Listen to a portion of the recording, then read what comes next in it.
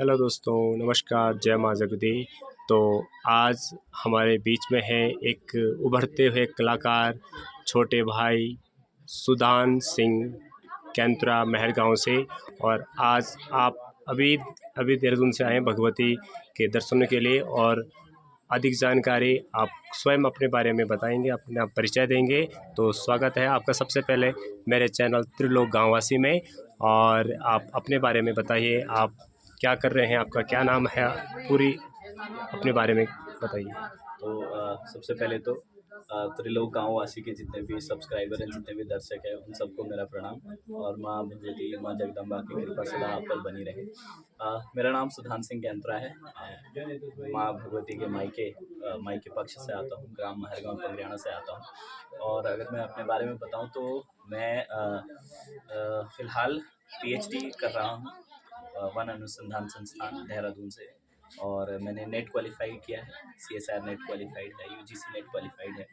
और मतलब ये मैं इसलिए नहीं कह रहा हूँ कि मैंने ये सब चीज़ें अचीव करी हैं या मैंने अपने उससे, मैं ये बताना चाह रहा हूँ कि माँ भगवती की कितनी कृपा अपने महत्व पर रही है। मैंने मतलब पहले अपनी पढ़ाई दिल्ली विश्वविद्यालय से पूरी करी, तत्पश्चात मैंने वन अनुसंधान संस्थान का जो है वहाँ का एंट्रेंस दिया और वहाँ से मैं अपनी पढ़ाई जो है वो पूरी कर रहा हूँ, अपनी पीएचडी पूरी कर रहा हूँ। और ताकि मैं अपने आप को शिक्षित बना सकूँ और एक मैसेज, एक संदेश में दे सकूँ कि हाँ भाई, अगर हम जो है मतलब एक मतलब इस परिस्थिति में आकर या ऐसी परिस्थितियों में अगर हम अपने आप को शिक्षित कर सकते हैं तो आप भी क्यों नहीं कर सकते। अगर हमारा पहाड़ जो है वो शिक्षा की फील्ड में और तरक्की करे, हमारे जितने भी युवा हैं वो अपने आप को शिक्षित करें और एक हमारा लिटरेसी रेट जो है वो भी हमारा जो है वो बढ़े। गांव-गांव में जितने भी लोग हैं, चाहे बालक हैं, बालिकाएँ हैं, वो खूब पढ़ें और खूब बढ़ें, ताकि वो अपने समाज को भी सुशिक्षित कर सकें और समाज को भी बढ़ा सकें। और ये सब तभी संपन्न हुआ है जब माँ भगवती की कृपा रही है। और बचपन से ही माँ जगदी से हमारा मतलब ये है कि जब भी हम देहरादून से गाँव आते थे तो चाहे जगदी जात के लिए आएँ, चाहे हुआम हो, चाहे पाठ हो, तो वो कनेक्शन, वो जो है वो एक रिश्ता जो है, जैसे देवभूमि हम इसीलिए कहते हैं क्योंकि यहाँ पर इंसानों और भगवानों के बीच में एक रिश्ता है और वो रिश्ता हमने महसूस किया है। हमने माँ भगवती के साथ अपने रिश्ते को महसूस किया है। हर जगह कोई भी परिस्थिति हो, वहाँ पर अपने अपने कुल देवताओं को, अपने इष्ट देवताओं को महसूस किया है, उनको पुकारा है। और निसंदेह हमें एक एक पॉजिटिव एनर्जी के रूप में उन्होंने जो है वो हमें हमें हमेशा हमारे साथ रहे हैं, जिसकी वजह से चाहे मैं हूँ या चाहे नौजुआ हिंदाओं का कोई भी युवा जो किसी बड़े स्तर पर काम कर रहा हो, तो उसके लिए जो है वो माँ भगवती की उसकी हमेशा उस पर माँ भगवती की कृपा जो है वो हमेशा बनी रही है। उसके लिए हम माँ भगवती के और इस मिट्टी के, इस संस्कृति के बहुत कृतज्ञ हैं।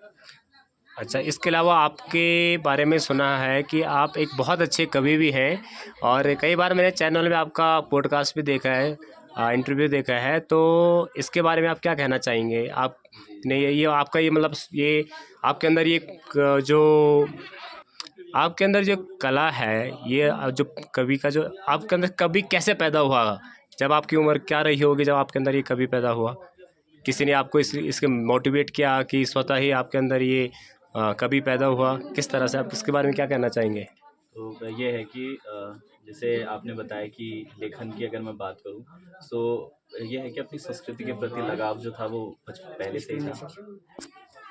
सो बात करें यदि अपने लेखन कार्य को लेकर अगर मैं बात करूं, तो मैं कक्षा 10वीं में था जब मैंने लिखना प्रारंभ किया। और कविताओं के प्रति रुझान जो था वो पहले से ही था। गीत संगीत के प्रति भी रुझान पहले से ही था, क्योंकि घर में माहौल हमेशा से गीत संगीत का ही रहा है। पिताजी को गाने का बहुत शौक है, माता जी जो है वो भी अपने गाने का उनको बहुत ज़्यादा शौक है। और साथ ही साथ ये है कि जैसे उनकी जो भावनाएं हैं अपने पहाड़ को लेकर, उनकी जो भावनाएं हैं वो उन्होंने हमेशा हमारे साथ साझा की है। जो मेरे अंदर वो जो कवि है वो कहीं न कहीं उन अनुभवों से, वो माता-पिता ने जो अनुभव अपने हमारे साथ साझा किए हैं, उसमें से निकला है वो कवि कहीं न कहीं। तो शायद 10वीं कक्षा में था जब मैंने कविताएँ लिखना प्रारंभ किया था।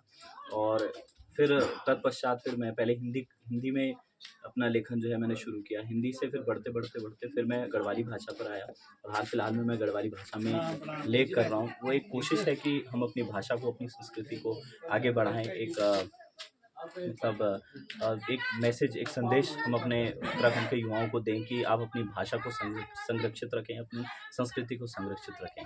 तो वो भी क्या है, वो भी कहीं न कहीं माँ भगवती की कृपा है कि उन्होंने मेरी लेखनी में, मेरी कलम में मतलब वो मतलब मुझे इतनी समझ दी कि मैं अपनी कलम के द्वारा अपना संदेश जो है वो देशों-विदेशों तक पहुँचा सकूँ। अच्छा, सबसे पहले जैसे आप जब सबसे पहले आपने जो कविता लिखी होगी, तो अगर आपको याद हो तो क्या आप सुना सकते हैं? जो मेरी पहली कविता है, वो कक्षा 10वीं में लिखी गई थी और उसके उसके पीछे का अनुभव ऐसा रहा कि मैंने माँ से पूछा कि माँ एक प्रतियोगिता है, कविता प्रतियोगिता है, मैंने आज से पहले कभी प्रतियोगिता में भाग नहीं लिया है, तो उसमें एक कविता लिखनी है, तो आप मुझे बताओ, मेरा मार्गदर्शन करो कि मैं किस विषय पर कविता लिखूँ। तो मेरी माँ ने कहा कि बस अपनी आँखें बंद करो और जो पहली चीज़ दिखाई देती है, उस पर अपनी कविता लिखो। तो मैंने अपनी आँखें बंद करी और मुझे जो पहली चीज़ दिखी, वो मेरी माँ थी।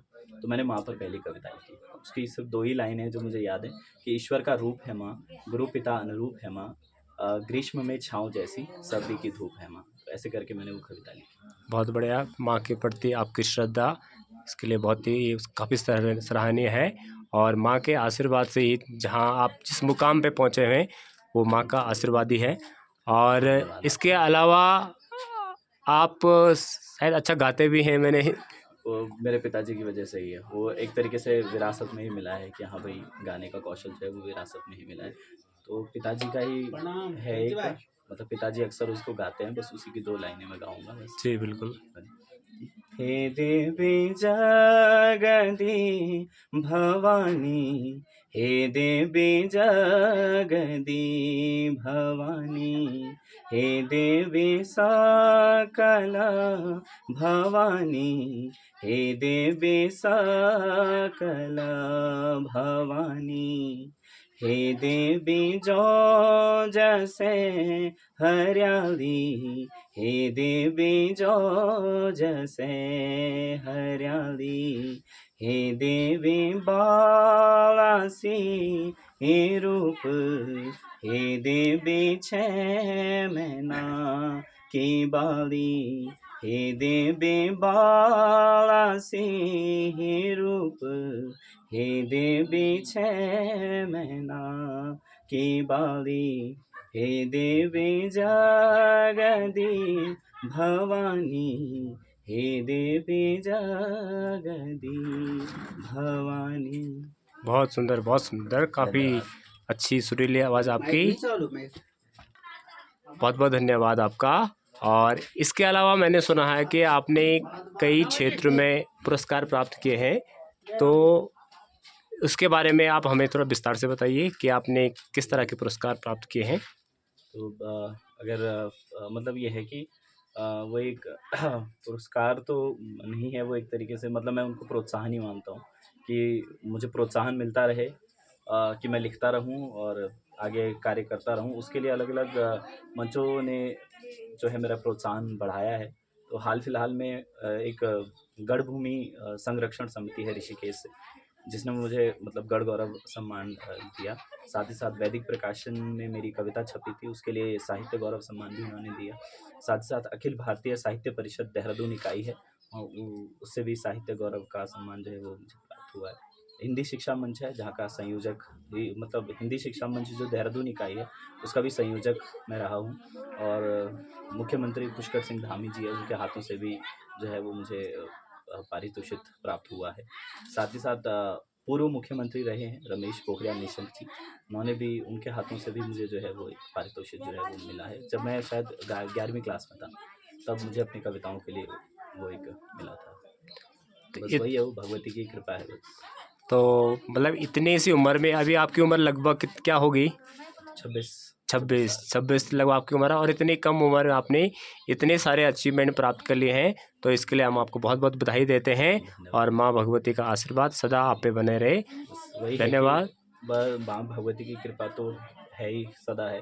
वही है कि उस कृपा का अनुभव हमें होना चाहिए, अपने इष्ट देवताओं, अपने कुल देवताओं का अनुभव, उनका साथ जो है वो हमें नहीं छोड़ना चाहिए। तो बस यही मैं कहूँगा कि अपनी जो संस्कृति है उसको बचा के रखें। अगर आपकी संस्कृति बची रहेगी तो आप बचे रहेंगे, आपका वजूद बचा रहेगा, आपका अस्तित्व बचा रहेगा, आपकी पहचान बची रहेगी। बहुत बहुत धन्यवाद। तो ये हमारे दर्शकों के लिए कोई विशेष, कोई शॉर्ट में अगर अलग से कोई आप संदेश देना चाहें माँ भगवती के संबंध में या कुछ और चीज़, तो वही है कि अगर हम उत्तराखंड की बात करें तो उत्तराखंड के गांव-गांव में इष्ट देवता होते हैं, कुल देवता होते हैं, तो उनसे हमने बैरी नहीं होना है। भगवान कभी भक्त से बैरी नहीं होता, तो भक्त क्यों भगवान से बैरी हो, है ना? हमने क्या करना है, हमने उनको पूजना है, उनको मतलब ये है कि अपने इष्ट देवताओं, अपने कुल देवताओं को हमेशा याद करना है और अपनी संस्कृति को बचा के रखना है। उत्तराखंड के लिए, उसकी संस्कृति को बचाने के लिए जितना छोटा-मोटा अपने स्तर पर जितना हम कार्य कर सकें उतना हम करें।